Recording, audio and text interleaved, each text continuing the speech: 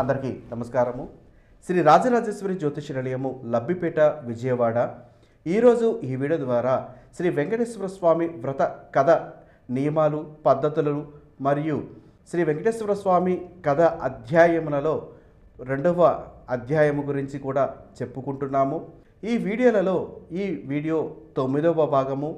గత 8వ భాగంలో వృద్ధ బ్రాహ్మణుడు ఇంటికి వచ్చిన తర్వాత తారామతిని అడిగినటువంటి ప్రశ్న, ఆ తరువాత తారామతి ఆ వృద్ధ బ్రాహ్మణుడికి చెప్పినటువంటి సమాధానము, వారి కష్టమును చూసి వెంకటేశ్వర స్వామి వ్రతము నియమాల గురించి చెప్పడము, ఆ తారామతి భర్త కుమార్తెలు కూడా ఆ వ్రతము ఆచరించడానికి సిద్ధమవ్వడం అనే విషయంలో ఆ విషయాలు మనం గత వీడియోలో చూసాము. విశ్వామిత్ర వారు అనుగ్రహించినటువంటి ఈ అధ్యాయములో రెండవ భాగము చూస్తున్నాము.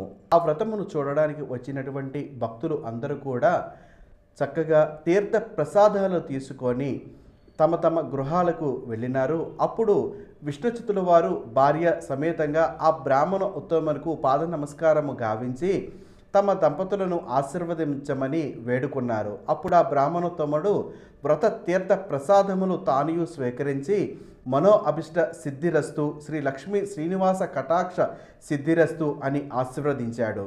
చీకటి పడి నిద్ర సమయం అయినది. అంతటా విష్ణుచిత్తుడు ఆ బ్రాహ్మణుడికి ఒక చిరిగినటువంటి దుప్పటిని ఇచ్చి, కడు పేదరికమును అనుభవిస్తున్న వారము, మా వద్ద ఇంతకు మించినటువంటి మంచి దుప్పటి లేదు. ఈ రాత్రికి నన్ను క్షమించి దీని ఎందే విశ్రమించవలసిందిగా వేడుకున్నాడు. అందుకు ఆ బ్రాహ్మణుడు చిరునవ్వు నవ్వి, ఏమి చింతించవలసినటువంటి అవసరం లేదు అని చెప్పి బయట వసారాలో పడుకుంటానని చెప్పాడు. కొద్దిసేపటికే అందరూ కూడా నిద్రలోకి జారుకున్నారు. రాత్రి 4వ జాములో ఉరుములు మెరుపులతో పెద్ద వర్షము పడడం జరుగుతుంది. అంత చీకటి, ఎటు చూసినా కూడా ఏమీ కనపడడం లేదు. విష్ణుచిత్తునికి భయము పట్టుకున్నది. ఆ ముసలి బ్రాహ్మణుడు బయట పడుకున్నాడు. అతనికి ఏమైనా ఇబ్బంది కలుగుతుందేమో, మా ఇంటికి వచ్చాడు, అతనిని సురక్షితంగా చూడవలసినటువంటి బాధ్యత నాది. కానీ ప్రస్తుతము ఉన్నటువంటి పరిస్థితుల రీత్యా అతని వద్దకి కాదు కదా, ఒక అడుగు కూడా ముందుకు వేసే పరిస్థితి లేదు. ఎందుకంటే చీకటి పర్యంగా ఉంది. ముందుకు వెళితే ఏమి జరుగుతుందో తెలియక ఆ రోజు రాత్రి పూర్తిగా పోయి తెల్లవారుజాము అయ్యేంత వరకు కూడా భయపడుతూ నిద్ర లేకుండా గడిపాడు. ఇంతటిలో తెల్లవారింది. వాన తేలిక పడింది. బయట బ్రాహ్మణుడు ఏమయ్యాడో అని బయటకు వచ్చిన ఆ దంపతులకు అద్భుత దృశ్యము కనిపించింది.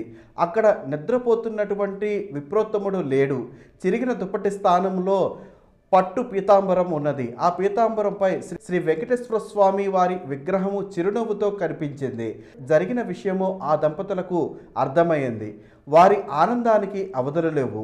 తమ ఇంటికి వచ్చింది సాక్షాత్తు శ్రీమన్నారాయణుడే అని వారికి అర్థమైంది. ఆ స్వామివారిని మనం గ్రహించలేకపోతేమే అని బాధపడినారు.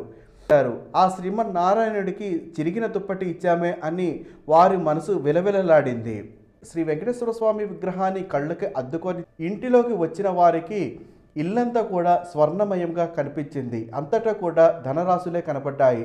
ఆహా, శ్రీ వెంకటేశ్వర స్వామి వ్రతకల్పము మహత్యము వల్ల కదా ఇదంతా మనకు వచ్చింది అని ఎంతో సంతోషంతో స్వామివారిని అనేక రకాలుగా అతి శ్రద్ధలతో పూజా కార్యక్రమాలు జరిపించుకుంటూ స్వామివారి వ్రతమును అన్ని రోజులు కూడా వారు కొనసాగించడం జరిగినది. చూసారా, సాక్షాత్తు శ్రీ వెంకటేశ్వర స్వామి వారే ఆ భక్తుని ఇంటికి అతిథి రూపంలో వచ్చి వ్రత విధానమును తెలియజేయడమే కాక తీర్థ ప్రసాదములు కూడా తానే స్వయంగా స్వీకరించాడు. ఈ శ్రీ వెంకటేశ్వర స్వామి వారు మహా దయామూర్తి, కరుణా కటాక్షాలు చూపించేటటువంటి ఆ శ్రీ వెంకటేశ్వర స్వామిని ఎవరైతే భక్తి శ్రద్ధలతో పూజిస్తారో, ఈ వ్రతము ఎవరైతే ఆచరిస్తారో, వ్రతాన్ని ఆచరించిన తడవనే శ్రీ వెంకటేశ్వర స్వామి కరుణా కటాక్షాలు పొంది శ్రీ లక్ష్మీ శ్రీనివాస కటాక్ష సిద్ధిస్తుంది. వ్రతాన్ని ఎవరైతే ఆచరిస్తారో వారింటికి తానే స్వయంగా ఏదో ఒక రూపంలో తప్పగా శ్రీ వెంకటేశ్వర స్వామి వారు వస్తారు. మీరందరూ కూడా ఈ వ్రతాన్ని ఆచరించి స్వామివారి కరుణా కటాక్షాలు పొందండి.